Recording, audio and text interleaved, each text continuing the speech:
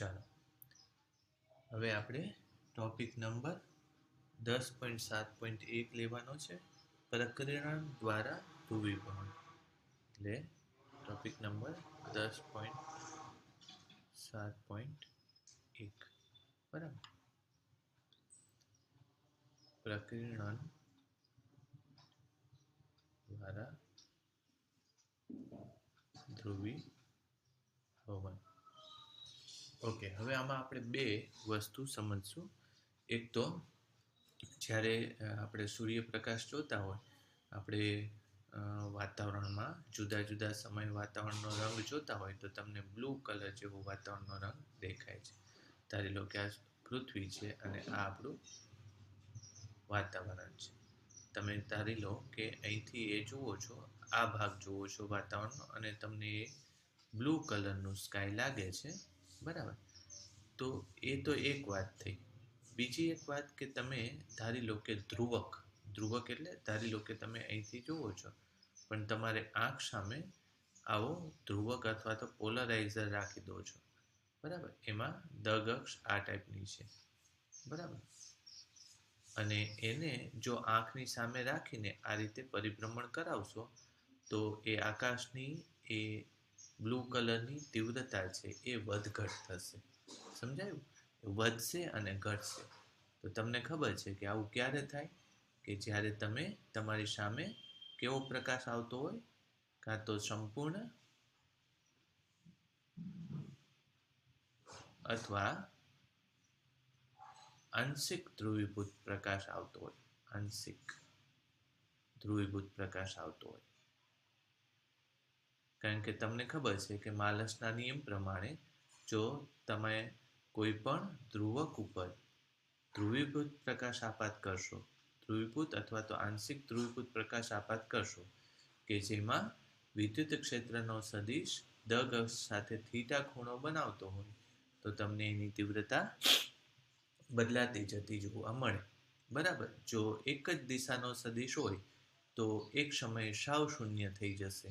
એટલે એને શું કહેવાય? સંપૂર્ણ ધ્રુવીભૂત પ્રકાશ છે. એક સમયે જ્યારે તીવ્રતા સાવ શૂન્ય થઈ જાય, બરાબર, ઘટતી તો સમજવાનું કે સંપૂર્ણ ધ્રુવીભૂત પ્રકાશ છે.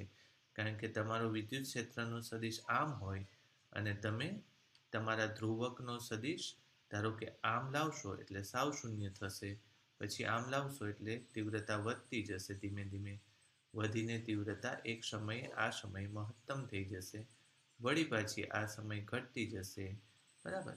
ઘટતા એમ કરતા અહીં પહોંચશો એટલે સાવ શૂન્ય થઈ જશે.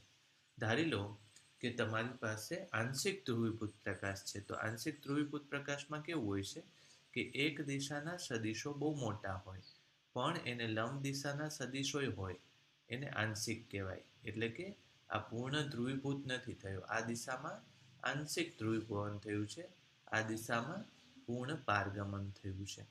તો એનો અર્થ શું થયો કે જ્યારે તમારો દગ અક્ષ આને સમાંતર હોય, બરાબર, ત્યારે એ પ્રકાશની તીવ્રતા મેક્સિમમ મળશે, પછી આમ લાવતા ઘટતી જશે, બરાબર. આમ લાવતા ઘટશે, હજુ ઘટશે, અને અહીં લાવતા સાવ શૂન્ય થવી જોઈએ, પણ શૂન્ય નહીં થાય, કારણ કે ત્યાં થોડોક સદિશ તો હાજર છે. એટલે મારી વાત આ સમજાણી કે જ્યારે તમે ધ્રુવકને ફેરવશો તો આકાશમાં પણ તીવ્રતા વધઘટ થાય છે. એનો મતલબ એમ કે આકાશમાંથી આવતા પરાવર્તિત કિરણો, સૂર્યના આવતા પરાવર્તિત કિરણ પણ સંપૂર્ણપણે અધ્રુવીભૂત નથી. આની ઉપર સૂર્યપ્રકાશ આપાત થયો હોય, આ સૂર્ય છે, અને એ સૂર્યપ્રકાશ જ્યારે આકાશમાં જુદી જુદી જગ્યાએથી પરાવર્તિત થતો હોય ત્યારે આપણને ધ્રુવીભૂત પ્રકાશ દેખાય છે. પછી પાછું આમાં અમુક જ રંગો વધારે પરાવર્તિત થાય છે. પરાવર્તિત ન કહેવાય, પણ એને શું કહેવાય? પ્રકેરિત થયો છે. તો એ પ્રકેરિત પ્રકાશ ધ્રુવીભૂત પ્રકાશ છે, એમ આપણે કહેવા માંગીએ છીએ. ચલો હું એ આખી વાત પાછી સમજાવું તમને કે કેવી રીતે થાય. તમારી ચોપડી કરતાં હું થોડીક જુદી આકૃતિ દોરીશ એટલે થોડુંક વ્યવસ્થિત તમને સમજ પડી જાય, બરાબર. આને આપણે ધારી લો કે પ્રકાશનો માર્ગ લઈએ. આ સૂર્યપ્રકાશનો માર્ગ છે, સૂર્યમાંથી આવતા પ્રકાશના કિરણો છે. હવે એમાં આમ તો બધા અધ્રુવીભૂત પ્રકાશ છે, તમને ખબર છે. એટલે અધ્રુવીભૂત પ્રકાશને દર્શાવવા માટે હું ફક્ત બે જ સદિશો દેખાડું. એક આવો સદિશ દેખાડું અને બીજો એક આવો સદિશ દેખાડું. બરાબર. કારણ કે તમને ખબર છે કે ચારે બાજુ એના સદિશો દેખાડવા કરતાં બે લંબ દિશામાં સમાન લંબાઈના સદિશો દેખાડો તો પણ એનો અર્થ એનો એ જ થાય છે. હવે ધારી લો કે અહીંયા કોઈ એક વાતાવરણનો અણુ છે. બરાબર. વાતાવરણના અણુમાં ઇલેક્ટ્રોન હોવાનો. તમને ખબર છે કે વિદ્યુત ક્ષેત્રનો સદિશ તમારી પાસે આ ટાઈપનો હોય. બરાબર. વિદ્યુત ક્ષેત્રનો સદિશ ધારો કે આ ટાઈપનો હોય તો નીચે તમે એમ વિચારી શકો કે નીચે ધન વિદ્યુતભારની પ્રબળતા છે અને ઉપર ઋણ વિદ્યુતભારની પ્રબળતા છે. એના માર્ગમાં એક ઇલેક્ટ્રોન મૂકશો અને આ સદિશ જ્યારે આની પાસેથી પસાર થશે ત્યારે ઇલેક્ટ્રોનને નીચે એક ક્ષણ પૂરતો ઝટકો લાગશે. જ્યારે આ સદિશ પસાર થતો હશે ત્યારે ઇલેક્ટ્રોનને નીચે એક ક્ષણ પૂરતો ઝટકો લાગશે. એ સદિશ આમ પસાર થઈ જશે એટલે વળી પાછો ઇલેક્ટ્રોન પોતાના મૂળ સ્થાને આવી જશે. એનો મતલબ એમ છે કે જે સદિશ અહીંયા બે આમ દેખાડ્યું છે તો એનો અર્થ શું છે કે ઘડીક વિદ્યુત ક્ષેત્રનો સદિશ આ દિશામાં મોટો થાય છે, પહેલા આ દિશામાં મોટો થતો જાય છે. બરાબર. પછી એ જ દિશામાં એની તીવ્રતા ઘટતી જાય છે, આ રીતે ઓછો થતો જાય છે. બરાબર. અને પછી નીચેની દિશામાં મોટો થતો જાય છે, એવું છે. એટલે અહીંયા બે દિશામાં તીર દેખાડ્યું છે તો એનો અર્થ એમ કે વિદ્યુત ક્ષેત્ર જે તે દિશામાં વધઘટ થાય છે. તો એનો અર્થ એવો થયો કે આ જે અણુ છે એ અણુની અંદર જે ઇલેક્ટ્રોન રહેલો છે એ ઇલેક્ટ્રોનને બે દિશામાં દોલન મળશે. એક તો ઇલેક્ટ્રોન આ દિશામાં પણ દોલન કરે છે અને ઇલેક્ટ્રોન આ દિશામાં પણ દોલન કરે છે. એને આપણી બુકમાં લખેલું હશે કે એને બે દિશામાં દોલન ગતિ મળે છે. બરાબર. મેં તમને દેખાડ્યું એમ લાલ રંગથી ઇલેક્ટ્રોન ઉપર નીચે દોલન કરે છે અને ગ્રીન રંગથી ઇલેક્ટ્રોન આગળ પાછળ દોલન કરે છે. ઓકે. હવે હું બે દિશા લઉં જોવા માટેની, અવલોકન માટેની. એક હું દિશા આ લઉં. બરાબર. એક મિનિટ. ઓકે. એક દિશા આપણે આ દિશા લઈ લઈ.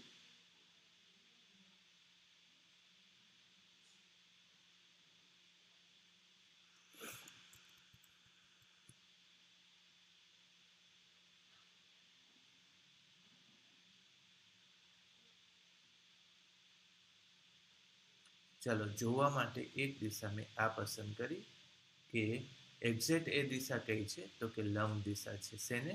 હું અહીંથી જોઉં છું, સમજાય? તો થશે કેવું કે આ દિશામાં ઇલેક્ટ્રોન જે દોલન કરે છે એના દોલનનો પ્રવેગ કઈ દિશામાં હોય છે તો કે એના કેન્દ્ર તરફ હોય છે. જ્યારે ઇલેક્ટ્રોન આમ ઉપર ગતિ કરતો હોય ત્યારે એનો વેગ ઘટતો જતો હોય એટલે એ પ્રતિપ્રવેગ હોય એટલે એની દિશા કઈ તરફ હશે? નીચે તરફ હશે. અને એ જ્યારે નીચે તરફ આવશે ત્યારે એની દિશા કઈ તરફ હશે? એ જ દિશામાં. પછી પાછો આ દિશામાં જશે ત્યારે એના પ્રવેગની દિશા ઉપર હશે. ટૂંકમાં દોલન જો ઇલેક્ટ્રોન આમ કરતો હોય તો પ્રવેગની દિશા કાં તો ઉપર અથવા તો નીચે હોય.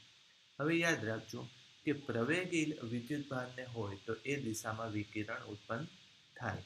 બરાબર. અને બાકીની કોઈ દિશામાં વિકિરણ ઉત્પન્ન નથી થતું. બરાબર. એટલે આ ઇલેક્ટ્રોનના પ્રવેગનો કઈ દિશામાં ઘટક છે? આ દિશામાં ઘટક છે. બરાબર. પણ આપણને ખબર છે કે પ્રકાશના તરંગો કેવા છે કે ટ્રાન્સવર્સ છે, એટલે લંબગત છે. એટલે જો આ દિશા તમારી આંખ તરફ પ્રકાશના કિરણો જો ગતિ કરવાના હોય તો એના સદિશો ગતિની દિશાને લંબ હોય, એને સમાંતર ન હોય. ટૂંકમાં ઇલેક્ટ્રોનની આવી ગતિ કોઈ પણ વિદ્યુત ક્ષેત્રને વિકિરણની અંદર જન્મ નહીં આપે જે પ્રસરણની દિશાને લંબ હોય. એટલે આ દિશામાં તમે જોશો તો જે વિકિરણ આવશે એની અંદર પ્રકાશના વિદ્યુત ક્ષેત્રના સદિશો કઈ દિશાના હશે? લંબ દિશાના હશે. મારી એક વાત સમજજો કે તમે આ દિશામાંથી પ્રકાશનું કિરણ જુઓ છો તો એનો અર્થ શું થયો કે આ પ્રસરણની દિશાને લંબ વિદ્યુત ક્ષેત્રનો સદિશ રહેવો જોઈએ. હવે અહીંયા ઇલેક્ટ્રોનના દોલનો આમ થાય છે. બરાબર. એટલે વિદ્યુત ક્ષેત્રનો સદિશ એ પ્રસરણની દિશાને સમાંતર બનાવે છે. સમાંતર ઘટક કોઈ દિવસ વિકિરણની અંદર હોતો નથી. તો પછી એક જ ઓપ્શન રહે છે કે ઇલેક્ટ્રોન આમ પણ દોલન કરે છે, એનો પ્રવેગ આ દિશામાં પણ છે, એટલે આ દિશામાં પ્રસરતા વિકિરણની અંદર આવા દોલન કરતા વિદ્યુત ક્ષેત્રના સદિશો હોઈ શકે. એટલે મારી વાત જો તમને સમજાણી હોય તો મેં તમને શું કીધું કે આ દિશામાંથી જોશો તો આ રીતે વિદ્યુત ક્ષેત્રના સદિશો તમને જોવા મળશે. આપેલી વાત બરાબર. ચાલો હવે એક બીજી વાત કરી દઉં છે, ટેક્સ્ટબુકમાં નથી આપી પણ આપણે સમજી શકીએ એમ છીએ. ધારી લો કે હું એને લંબ દિશામાં જ જોઉં છું, પણ એ દિશા મેં થોડીક જુદી લઈ લીધી. બરાબર, કઈ લીધી એ જુઓ તમે. હું હવે નીચેની દિશા લઉં છું, નીચેની લંબ દિશા લીધી. બરાબર, આ દિશા લીધી અને મારે હવે ત્યાંથી જોવાનું છે. એટલે સમજો